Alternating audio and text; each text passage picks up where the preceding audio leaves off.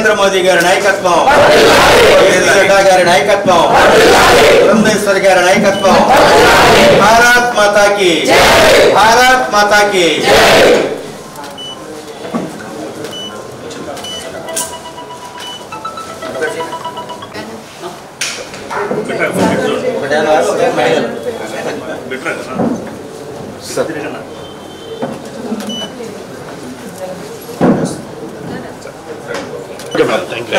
మరి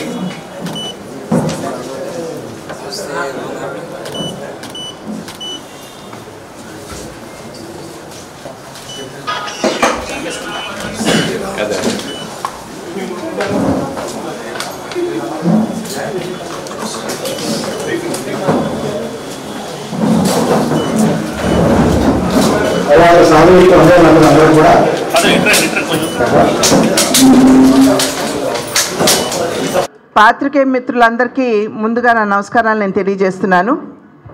ఈరోజు భారతీయ జనతా పార్టీ రాష్ట్ర కార్యాలయంలో ఎన్నికలకి సన్నద్ధమవుతూ ఏ రకంగా ముందుకు వెళ్ళాలి అనేటువంటి అనేక విషయాల మీద, అంటే బూత్ కమిటీల దగ్గర నుండి మనం ఓటర్ని ఏ విధంగా బూత్ వరకు తీసుకురావాలి అనేటువంటి అంశాల మీద చర్చించడానికి ఇవాళ ఈ ఎన్నికల కమిటీ మీటింగ్ ఇవాళ ఇక్కడ జరుగుతుంది.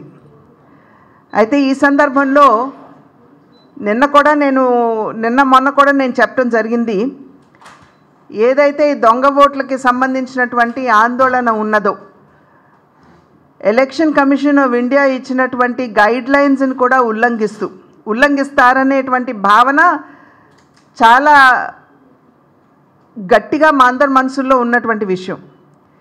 ఎందుకంటే నిన్న మొన్న కూడా మన రాష్ట్ర రెవెన్యూ మంత్రి ధర్మాన ప్రసాద్ గారు వారు మాట్లాడుతున్నటువంటి సందర్భంలో వాలంటీర్స్ ఓటర్ని బూత్కి తీసుకుని వచ్చి ఓటు వేయించడం మాత్రమే కాకుండా వాళ్ళు బూత్ ఏజెంట్లుగా ఉండాలి అని చెప్పి వారు చెప్పడం జరిగింది. ఇది క్లియర్గా ఈసీఐ ఇచ్చినటువంటి ఆదేశాలని వారు ఒక రకంగా ఛాలెంజ్ చేయటం అండ్ దానికి విరుద్ధంగా ప్రవర్తించడం.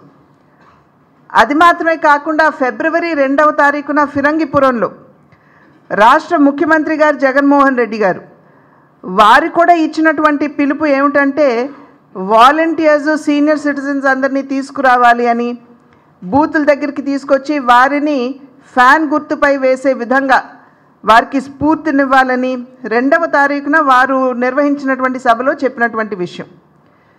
కనుక ఖచ్చితంగా ఫ్రీ అండ్ ఫెయిర్ ఎలక్షన్స్, పారదర్శకత్వం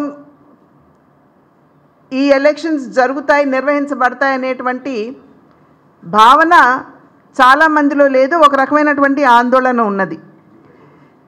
నేను తిరిగి ఈసీఐకి అంటే చీఫ్ ఎలక్షన్ కమిషనర్ గారికి నేను లేఖ రాయటం జరిగింది.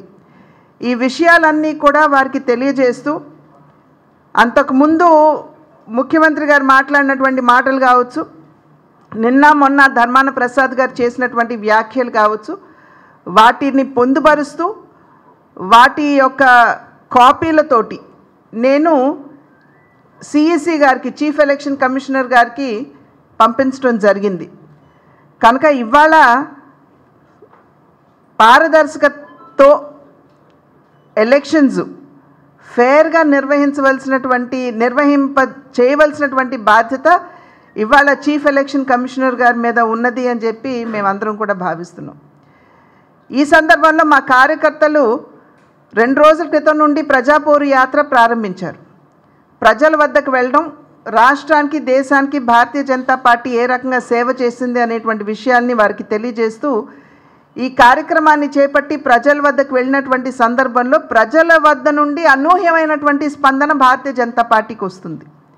నరేంద్ర మోడీ గారి నాయకత్వాన్ని ప్రతి ఒక్కరూ కూడా స్వాగతిస్తూ ఆశీర్వదిస్తూ, ప్రత్యేకించి 500 సంవత్సరాల కళ ఏదైతే ఉందో, అయోధ్య రామ మందిర నిర్మాణం ఏదైతే ఉందో ఆ కళని సాకారం చేసినటువంటి నేపథ్యంలో అంతటి సమర్థవంతమైనటువంటి పాలన, అవినీతి రహిత పాలన, వారసత్వ నేపథ్యం లేనటువంటి పాలన దేశానికి నరేంద్ర మోడీ గారు అందించినటువంటి సందర్భంలో ప్రజలందరూ కూడా బాగా భారతీయ జనతా పార్టీని ఆశీర్వదించాలి అనేటువంటి భావనలో ఉన్నట్లుగా కార్యకర్తలందరూ దగ్గర నుండి మాకు వచ్చేటువంటి ఫీడ్బ్యాక్. అదేవిధంగా ఈ ప్రజాపోరు యాత్రలో మేము రాష్ట్రానికి ఏమి చేసాం, ఎందుకంటే ఈ యొక్క ప్రజాపోరు యాత్రని వినియోగించుకుని కార్యకర్తలు ప్రతి గ్రామానికి వాళ్ళు వెళ్ళేటువంటి పరిస్థితి ఉన్నది కనుక ఆ నేపథ్యంలో ఆ గ్రామాలకి మన దేశం మాత్రమే కాదు, రాష్ట్రం మాత్రమే కాదు, ప్రతి గ్రామానికి వందలాది కోట్ల రూపాయలు ప్రతి గ్రామంలో, అది ఉజ్వల గ్యాస్ కనెక్షన్ కావచ్చు, ఇళ్ల నిర్మాణం కావచ్చు, మరుగుదొడ్ల నిర్మాణం కావచ్చు, ఉచితంగా రేషన్ ఇవ్వటం కావచ్చు, లేకపోతే ఉపాధి హామీ కింద అక్కడ జరిగినటువంటి పనులు కావచ్చు.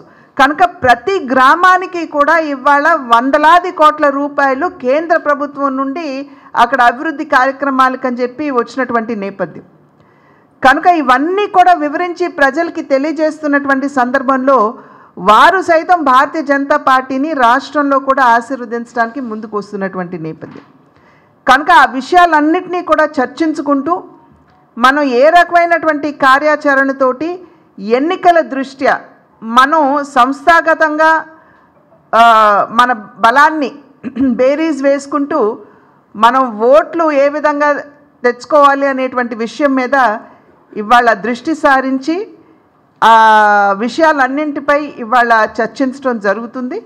కార్యకర్తలందరూ కూడా ఉత్సాహంగా ఉన్నారు. ఖచ్చితంగా భారతీయ జనతా పార్టీని ఒక బలీయమైనటువంటి శక్తిగా తీర్చిదిద్దాలి అనేటువంటి కృత సంకల్పంలో అందరూ ఉన్నటువంటి కార్యకర్తలు అందరూ ఉన్నటువంటి సందర్భంలో భారతీయ జనతా పార్టీ ఫలితాలు మెరుగ్గా ఉంటాయని చెప్పి మేము అందరం కూడా విశ్వసిస్తున్నాం.